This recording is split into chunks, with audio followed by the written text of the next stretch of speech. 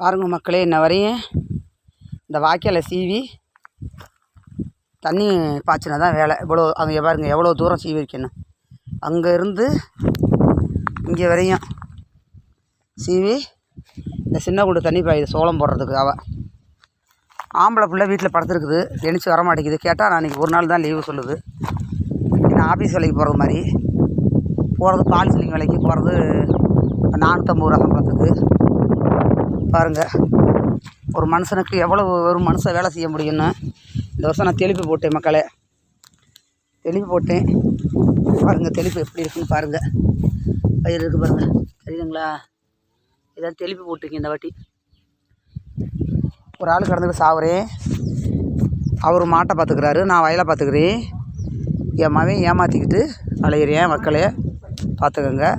இப்படி பிள்ளை இருந்துச்சுன்னா அந்த பிள்ளைக்கெல்லாம் சொத்தை வைக்கக்கூடாது, விற்றுட்டு போயிடணும். இந்த பிள்ளைகள்